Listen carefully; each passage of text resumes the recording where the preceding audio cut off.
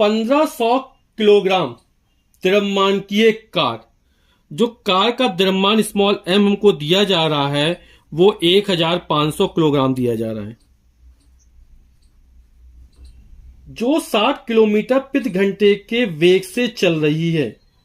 और इसका जो वेग है वो कितना है? 60 किलोमीटर प्रति घंटा है।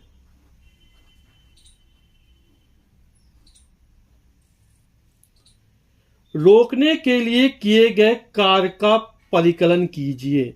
अब रोकना है यानी अंतिम वेग कितना हो रहा है? 0 हो रहा है। यानी प्रारंभिक वेग को हम u से लिखते हैं, तो u बराबर 60 किलोमीटर प्रति घंटा हो गया और लास्ट में जो वेग हो गया वो 0 हो गया। हमें एक चीज का ध्यान रखना पड़ता है, जो मात्रक होते हैं वो एक ही पद्धति में होनी चाहिए। हमारी पद्धति होती है मीटर किलोग्राम सेकेंड MKS या CCS होती है, तो ये किलोमीटर में है और ये घंटे में। के किलोग्राम, ये तो सही है। तो किलोमीटर प्रति घंटे को हम किस में चेंज करें? मीटर प्रति सेकेंड में बदलेंगे। तो हम जानते हैं 60 किलोमीटर, 1 किलोमीटर 1000 मीटर होते हैं, तो 1000 का गुणा कर देंगे। बटे में घंटा है, 1 घंटे में 60 मिनट होते हैं और 1 मिनट में 60 सेकंड होते हैं, तो ये जो आएगा वो मीटर प्रति सेकंड में आएगा।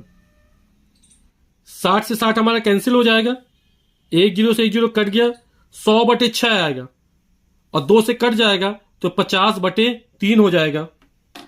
तो जो प्रारंभिक वेग हमारा था जिससे गाड़ी चल रही थी वो 50/3 मीटर प्रति सेकंड था। रोकने के लिए किए गए कार्य की गणना करनी है। इसके पहले हमने सवाल लगाया था कि चूंकि वेग है तो गतिज ऊर्जा है, तो गतिज ऊर्जा में जितना परिवर्तन होगा वह किए गए कार्य के बराबर होगा। तो कार्य को रोकने के लिए किए गए कार्य बराबर गतिज ऊर्जा में परिवर्तन। और परिवर्तन कैसे निकालते हैं? अंतिम वाले में प्रारंभिक को हटा देते हैं, यानी अंतिम गतिज ऊर्जा माइनस प्रारंभिक गतिज ऊर्जा। अंतिम वेग हमारा v है तो अंतिम गतिज ऊर्जा हाफ mv² हो जाएगी, क्योंकि पिंड का द्रव्यमान वही रहेगा, कार का द्रव्यमान थोड़ा ना बदल जाएगा। और हाफ mu², u हमारा प्रारंभिक वेग है।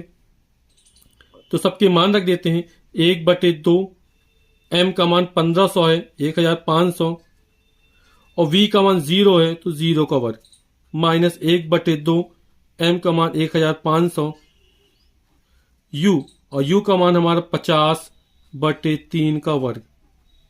0 का वर्ग 0, और जब 0 गुणा होगा तो ये पूरा 0 हो जाएगा, माइनस 1500 में 2 का भाग करेंगे आगे 750 गुणे 50/3, 50 का वर्ग, 5 का वर्ग 25 और 1 0 का वर्ग 2 0, यानी 50 का 2500 हो जाएगा 2500, 3 का वर्ग हो जाएगा 9,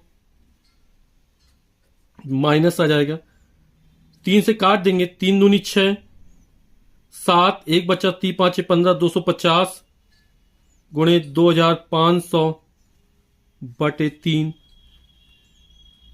25 गुणा 25 625 हो जाएगा, 1 2 3 0/3, 3 दूनी 6, 2 में भाग नहीं है, 0 बार जाएगा भाग, 25 हो गया, 3 8 24, 1 बचा, 10 हो गया, 3 तिरका 9, 3 तिरका 9, 3 तिरका 9, दशमलव लगाएंगे, 3 तिरका 9, 3 तिरका 9, तो इतने जूल की आकार निकल आएगा।